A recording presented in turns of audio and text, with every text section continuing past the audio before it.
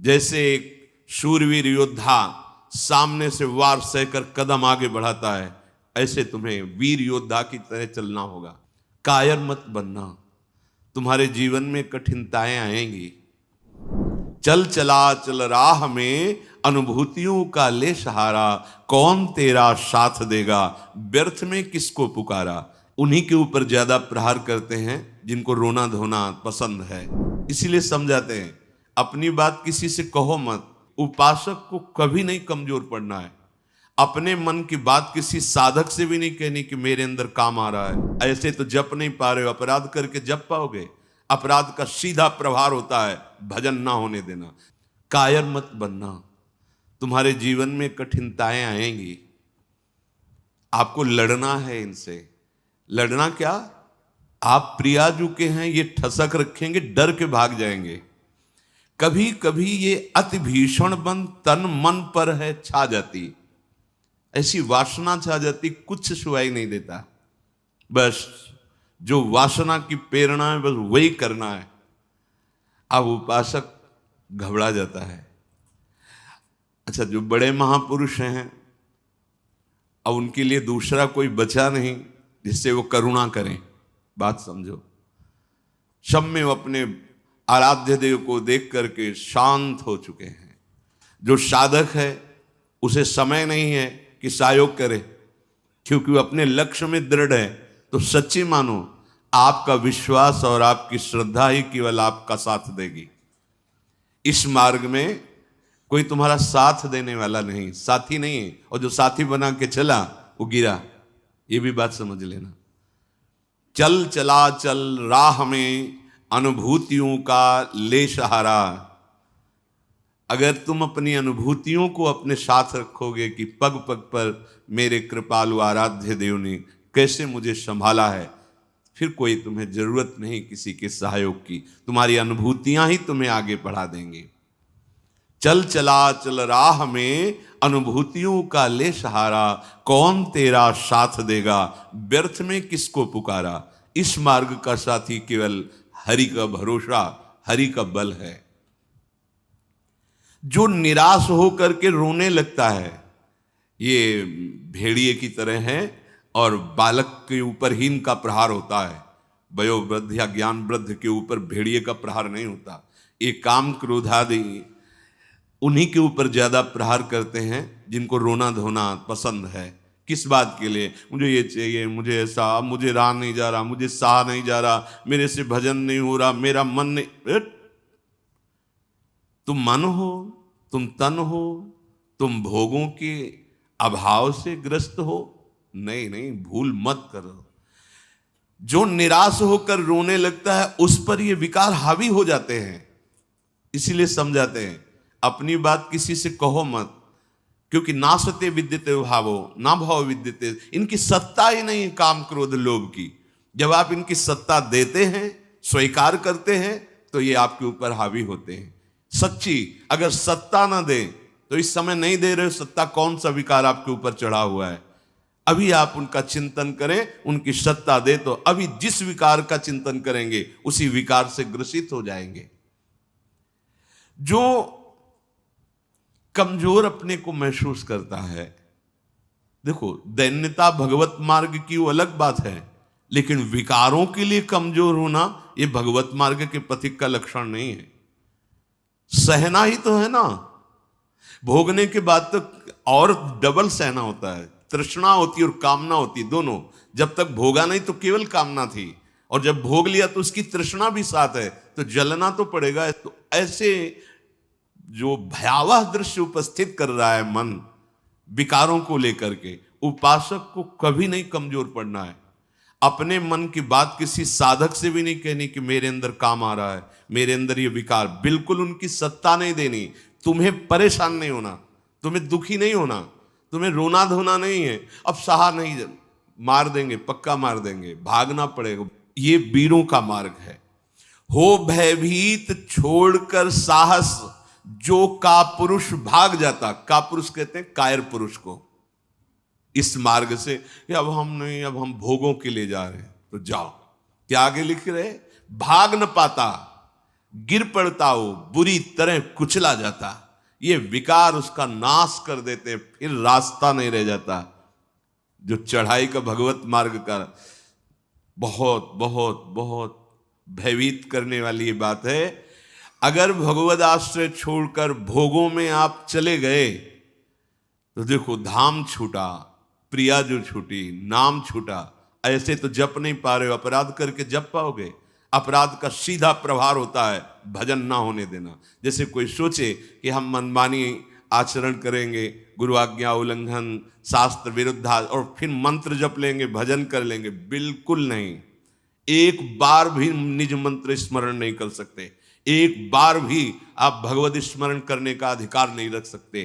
पापवंत कर सहज स्वभाव, भजन मोर ते भाव न काऊ। जो पे दुष्ट हृदय सोई होई, मोरे सन्मुख आओ की सोई।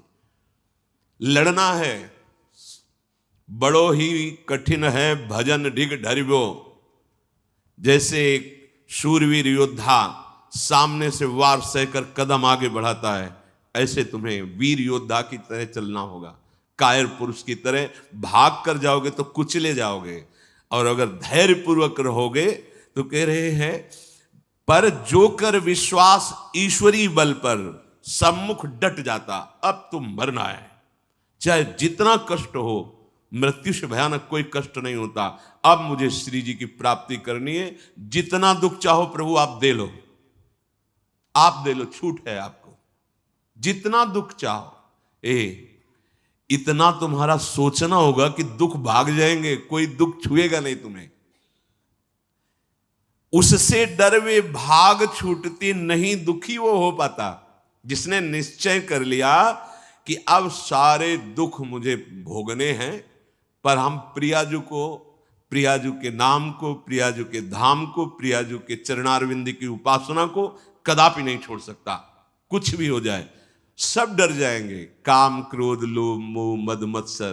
पर हम कायर पुरुष जैसा आचरण कर बैठते हैं, गलती हो जाती है कि हम विषय सेवन में ही शांति का अनुभव करना चाहते हैं। हम चाहते हैं अगर हम ये विषय सेवन कर लें तो हृदय शांत हो जाएगा, जलन मिट जाएगी, कुचले जाओगे, परमार्थ से बहुत दूर कर दिए जाओगे, आपको पता ही नहीं चलेगा। माया का खेल ऐसा है, पता थोड़ी चलता है कि हम भ्रष्ट हो गए, पता थोड़ी चलता है कि हम इतने नीचे उतर गए। जब कोई महात्मा आपको दर्शन कराएगा कि आप कितने नीचे गिर गए, तब आपको पता चलेगा। गिरते समय पता नहीं चलता। माया का ऐसे ही भक्ति का खेल है, चढ़ते समय पता नहीं चलता कि कितनी ऊंचाई पर आप चढ़ते हैं। जब गुरु कृपा से कहीं ऐसे द्वंद्व उपस्थित होते हैं और उन द्वंद्वों पर आपका हृदय विचलित नहीं होता, तब पता चलता है कितनी कृपा भक्ति की है कि हमें इस ऊंचाई पर बैठाल दिया कि मान अपमान, लाभ हानि, दुख सुख, ये हमारे ऊपर कोई प्रभाव नहीं डाल पा रहे। पर ये डट वही सकता है जिसने अपने जीवन का लक्ष्य निश्चय कर लिया है। श्रीपाद कह रहे, राधा दास्य, मुझे श्री जी चाहिए। जिसने मन में ये निश्चय कर लिया कि अब मुझे प्रियालाल चाहिए, तो उसकी चाह में इतनी सामर्थ्य होती है कि सबसे लड़ सकता है। जैसे धन की चाह आने पर चोरी करने के लिए भी उतारू हो जाता है, हिंसा करने के लिए भी उतारू हो जाता है, उसको कुछ भी डर नहीं लगता। एक धन का लोभ चढ़ता है तो प्राणों को सौंप दिया, भय को बिल्कुल रौंद दिया, और जैसा भाव बना वैसा कर बैठा। और आप प्रभु को चाहते हैं और आपको डर लगता है। आप परम धन श्री लाडली जी के गोरे चरणारविंद की प्राप्ति करना चाहते हैं, तो अब अपना अधिकार, अपना पन, अपना महत्व श्री लाडली जी के चरणों में। हे प्रभु, हे प्रिया जी, ये प्राण, ये तन, ये मन आपको समर्पित है। अब जैसा जी चाहे वैसा आप करो। यही है सुदृढ़ योद्धा भगवत मार्ग का। अपना अस्तित्व, अपना महत्व, अपना जीवन जब तक जीवन धन के चरणों में समर्पित नहीं करोगे, तब तक जो स्वामी श्री हरिदास जी महाराज करें, ज्यों ज्यों राखत हो त्यों त्यों रहियत हो हरि। जैसे आप रख रहे हो मैं राजी हूं उसी में, जोई जोई प्यारो करे। ये सिद्धांत, ये रोना धोना नहीं। ये जैसे कभी कभी उपासक वहां प्रश्न कर देते हैं जाके, भजन में मन नहीं लगता, हमें लगता है हम इस मार्ग में चल नहीं पाएंगे क्या? आप चल रहे हो या गोद में बैठे हो? पहले निश्चय करो। यदि चल रहे हो तो इतनी टांगों में दम नहीं है कि ये चढ़ाई तुम चढ़ पाओगे। तो गोद में बैठे हो तो चलने का तुम्हें डर फिर क्यों है? श्री हरिवंश प्रताप नाम नौका निज खेवक, भवसागर सुख तरत निकट हरिवंश जो सेवक। पहली बात तो तुम चल नहीं रहे हो, तुम गोद में बैठे हो। ये जो सौंप दिए मन प्राण तुम्ही को, सौंप दिए ममता अभिमान, जब जैसे जी चाहो बरतो, अपनी वस्तु सर्वथा जान। ये चलने वाले पथिक का नहीं है, ये समर्पित पथिक का है। बैठ गया प्रभु के चरणों का आश्रय लेकर। दूसरी बात, कभी कभी मना स्थिति ऐसी होती है, वो टिकाऊ थोड़ी है। कबहू तो थोरो भजन, कबहू होत विशाल, मन को धीरज छुटे नहीं, गहन दूजी चाल।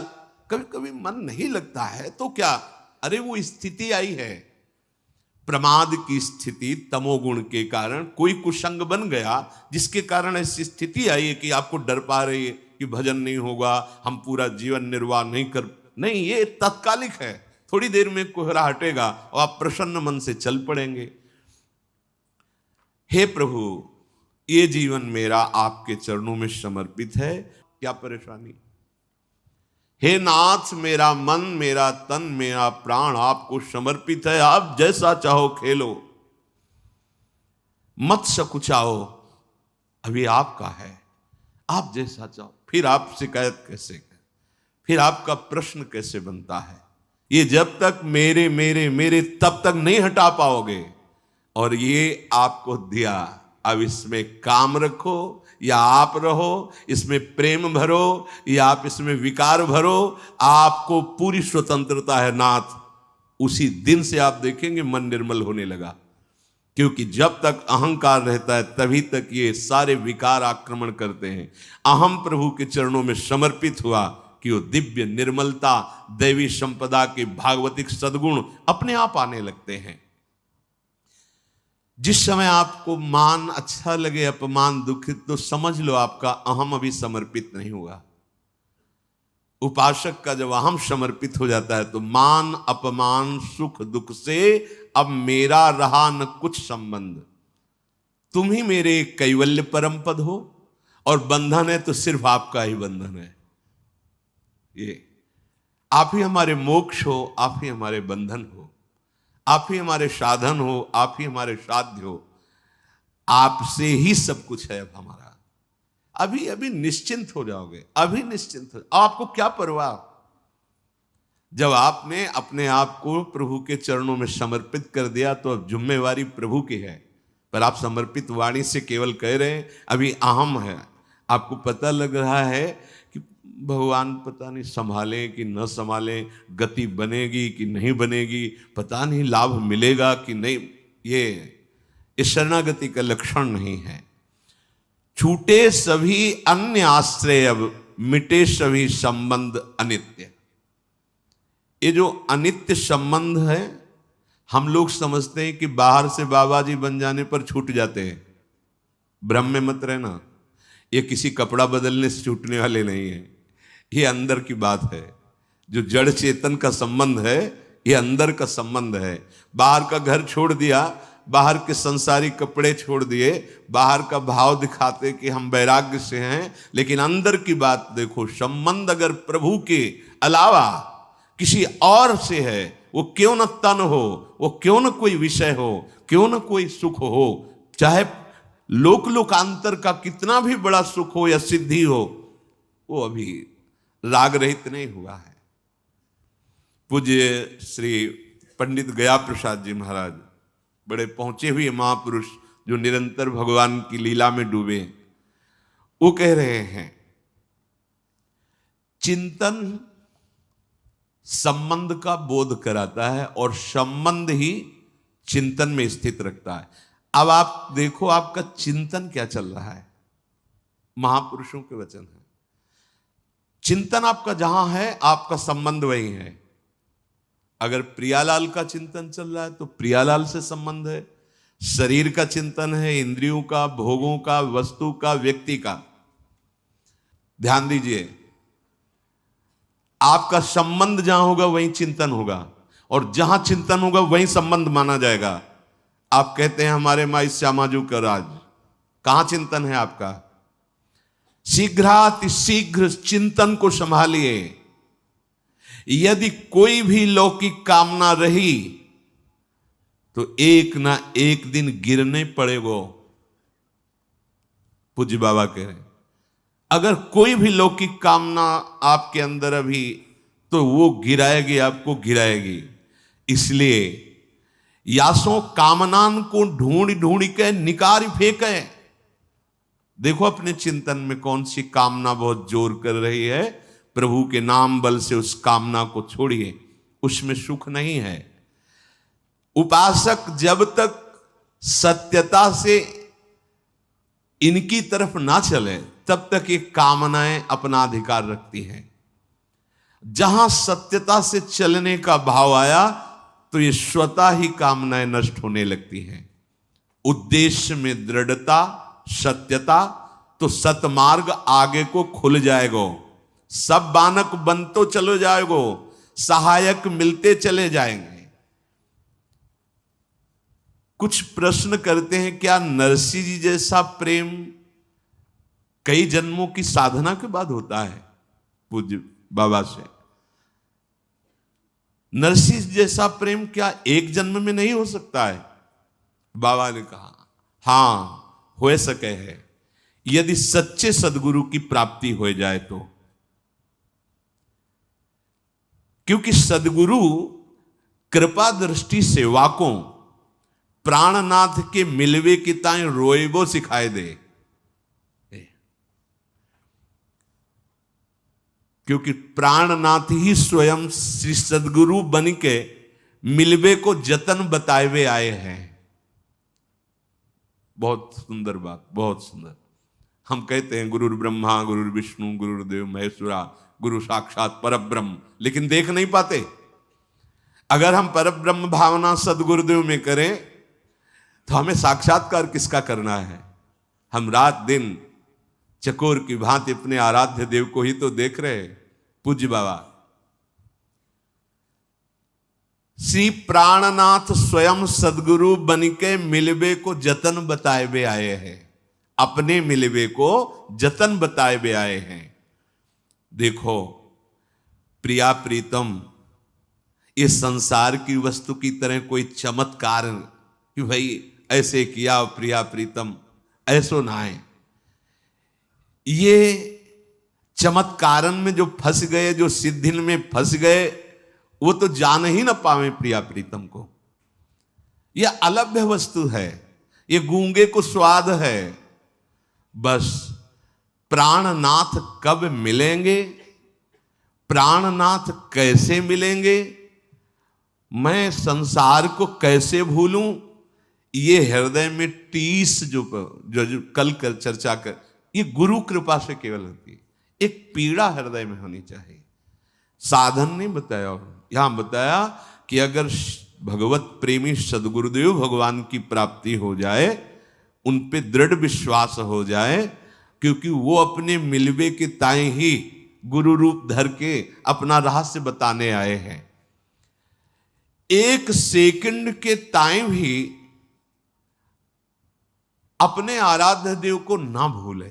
एक सेकंड के ताई पाठ होए, नाम जप होए, चिंतन होए, या वार्ता होए, या कोई क्रिया होए, बाहरी क्रिया होए या अंदर की क्रिया होए, सर्वप्रथम ये देखना है कि ये सब इनके ताई हुए रहे हो या अपने ताई। ये बात अंदर की चेष्टा, बाहर की चेष्टा आराध्य देव की, गुरुदेव की आज्ञा के अनुसार हो रही या अपने मनमानी। यदि इनके ताई हो रही तो प्रेम, और अपने ताई हो रही तो कामना, वासना, इच्छा, लालसा। अपने ताई तो कामना वासना इच्छा लालसा अंतःकरण को एकदम खाली करना पड़े।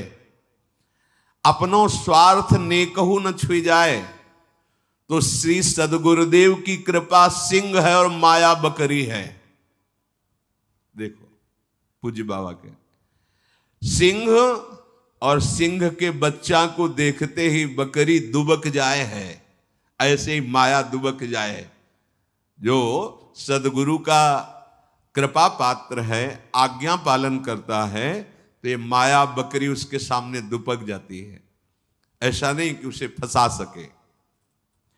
सदगुरु भगवान के दुलारे जीव को माया की ताकत देखिबे कि नाए। देखो अरे वो ठाढ़ी ठाढ़ी सूख जाए, वाके ऊपर कबो अपनो प्रभाव न दिखाए पावे। यह पथ तो श्री सदगुरुदेव भगवान के हाथ बिकायबे पे प्राप्त होता है।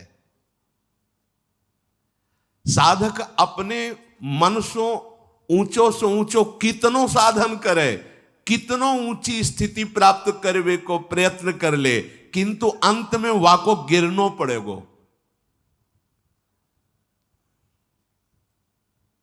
सदगुरु कृपा। साधक को बार बार यही प्रार्थना करनी चाहिए प्रभु से कि सदगुरु के सम्मुख रहूं। तभी सेवक जी ने महाराज जो यहां पूज्य बाबा कह रहे कि गुरु सेवा तज करे जबानी, यह अधर्म यह सबहानी, कानी न रसिकन में रहे। प्रभु से प्रार्थना करनी चाहिए कि हे प्रभु कभी ऐसी परिस्थिति न हो कि मैं गुरु विमुख हो जाऊं, सदगुरु से विमुख हो जाऊं। देखो किसी भी महापुरुष के हृदय की स्थिति को जानने के लिए उस कोटि का हृदय होना चाहिए। तो हम उनकी पहले बात माने, उसके अनुसार चलें, तो हमें स्थिति का पता चल जाएगा। फिर हमें कोई संशय नहीं रहेगा, कोई भ्रम नहीं रहेगा। अभी हमारी मानसिकता बुद्धि में इतनी सामर्थ्य नहीं कि जो मन बुद्धि के अतर्क तत्वों में स्थित है उनको हम पहचान सकें। तो हमारी उपासना शुरू होती मानने से, वेदांत की उपासना शुरू होती है जानने से। वो जानकर मानते हैं, हम मानकर जान जाते हैं। पहले हम मान लेते हैं गुरु साक्षात परब्रह्म है। भी कोई ऐसा नहीं कि तुम्हारे मानने से क्या होगा, वो है। वही प्रभु अपने आप को जनाने के लिए सोई जाने जी देव जनाई, वो सदगुरुदेव भगवान के रूप में आए हैं। जासो आपको दर्शन करने की सुविधा मिलेगी। अगर गुरु के सन्मुख रहेंगे तो आपको आराध्य देव का जो स्वरूप है गुरुदेव के अंदर छुपा हुआ, इस ढांचे के अंदर, उसकी सुविधा हो जाएगी आपको। उपासक को छल कपट दंभ पाखंड राग द्वेष क्रोध विरोध ये तभी छूते हैं जब गुरु विमुख होता है। पक्का भजन और संत समागम, कोई त्रिभुवन में ऐसी स्थिति नहीं जो प्राप्त न करवा दे। ये दो बात, जो गुरु प्रदत्त भजन है और जो गुरुजनों का संग है, ये दो, ये ध्रुवदास जी ने भी कहा है, साधन को हरि भजन है कै सत्संग सहाय। तो यदि छल कपट दंभ पाखंड राग द्वेष क्रोध विरोध ये हृदय में है तो आप गुरु से विमुख हैं। आप देख लीजिए, अगर गुरु के सन्मुख हैं और भजन हो रहा है और संत संग, तो ऊंची से ऊंची कोई भी स्थिति ऐसी नहीं जो आपको प्राप्त ना हो जाए। अर्थात नरसिंह मेहता जी जैसा प्रेम इसी जन्म में बहुत शीघ्र प्राप्त हो जाए। रहनी बनाएवे में चूक कर दें हम, पूज्य महाराज जी कह रहे हैं, जाको श्री भगवान की आवश्यकता ही अनुभव ना होए। यदि आप साधना की रहनी जो गुरुदेव ने दी है वैसे चलते रहो तो आपके अंदर भूख बढ़ जाएगी प्रिया प्रीतम की प्राप्ति की। यदि आप उनसे थोड़ा भी विमुख होंगे तो आवश्यकता ही महसूस नहीं होगी प्रभु की, आवश्यकता भोगों की महसूस होगी। अध्यात्म की नींव है सद्गुरु श्रद्धा। संतन की कृपा मनाओ, भक्तन सो मैत्री करो और ये बात मांगो कि हमारे सद्गुरुदेव भगवान में अपार श्रद्धा है। मेरे श्री सद्गुरुदेव भगवान को सदैव मेरे मन पे अधिकार हो जाए। अभी हम अपने मन की बात रोते रहते करके अधिकार कहां दिया है? अगर आपके मन में कुछ आ रहा है तो तुरंत दृष्टि पहुंचाओ, सद्गुरुदेव भगवान ये आपको दिया हुआ मन है, आप देख लो, राजी हो इसमें जो चल रहा है, आप राजी हो? अगर आप राजी हो तो देख लो, अगर आप नहीं तो चल कैसे रहा है? ये आपको समर्पित मन है। हम नहीं पहुंच पाते सद्गुरुदेव तक और अपने अहम में ही सीमित रह जाते हैं। तो तुमने जो लक्ष्य बनायो है वाको दृढ़तम, वाको निष्ठा में बदलनो होगो। सब साधन तभी सिद्ध माने जाएंगे जब एकमात्र केवल भगवत चिंतन चलने लगे। बुद्धि की परीक्षा ले खुद, बाबा कह रहे, सामने सब भोग हो तुम्हारे, फिर अगर बुद्धि ललचा रही तो उससे पूछो कि क्या तुम प्रभु की प्राप्ति के लिए चली थी? अय बुद्धि, तूने निश्चय किया था श्यामा श्याम, फिर ये कहां राजी हो रही? फिर ये तू आकर्षित कहां हो रही है? संसार की सब वस्तुन को कोई प्रभाव तुम्हारे ऊपर ना पड़े, समस्त संसार तब भगवत स्वरूप हो जाएगा जब गुरुदेव की आज्ञा के अनुसार भजन और किसी भी भोग का कोई आकर्षण नहीं। तब तो यहां कह रहे कि आपका संबंध जहां वहीं चिंतन, जहां चिंतन वहीं संबंध। इसलिए हमें किशोरी जी के चरणारविंद का प्रेम चाहिए, तो किशोरी जी से ही संबंध और उन्हीं का चिंतन। अगर हमारा संबंध संसार का, शरीर का, व्यवहार का, तो इस पे कोई प्रश्न कर सकता है तो बाबा जी कोई कर सकता है, गृहस्थ तो नहीं कर पाएगा। नहीं, फिर वही आपसे कह रहे हैं, ये अंदर की बात है, बाहर से नहीं। बड़े बड़े महापुरुष पाए गए हैं गृहस्थी में, बहुत ऊंची स्थिति। पूज्य श्री जयदयाल गोयनका जी, पूज्य श्री भाई जी महाराज, और भी बहुत से ऐसे सदगृहस्थ हुए जो बहुत प्रेम की ऊंचाई पर विराजमान हुए, ज्ञान की उत्तम भूमिका पे पहुंच गए। बात अंदर की है। अगर अंदर आप इसी जन्म में भगवत प्राप्ति करना चाहते हैं तो आपका चिंतन केवल प्रभुमय होना चाहिए, एक एक क्षण प्रभुमय चिंतन। हमारा चिंतन ही हमारा जीवन है। बिल्कुल चिंता छोड़ दीजिए, योगक्षेम वाहन भगवान करेंगे। अनन्यस चिंतयन्तो माम, बार बार जीवन का सार चिंतन है, बस ये समझ लो। हृदय में हमारे प्रिया प्रीतम का चिंतन, श्यामा श्याम का चिंतन, तो जीवन सार्थक है। श्री राधा और श्री श्याम सुंदर उसी से संतुष्ट होते हैं जो नित्य निरंतर उनके चिंतन में स्थित रहता है। उनको और कुछ नहीं चाहिए। प्रिया प्रीतम को या हमारे आराध्य देव को और कुछ नहीं चाहिए, चिंतन चाहिए। पकड़ लो इस बात को।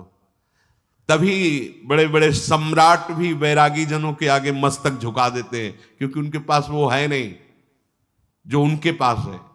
उनके पास क्या है? चिंतन। अगर आपके पास भगवत चिंतन नहीं है, आप हमारे प्रभु को रिझा नहीं पाएंगे। वस्तुओं से, नाना प्रकार की भोग सामग्रियों से तो साधक, उनकी आराधना करने वाला, वो विरक्त हो जाता है। ब्रह्मादिक के भोग सब विषम लागताय। इसलिए श्री राधा चरणारविंद की प्रीति प्राप्त करना जीवन का परम लक्ष्य, और निरंतर श्री प्रिया प्रीतम के चिंतन में रहना, और वो होता है सद्गुरुदेव भगवान की कृपा से।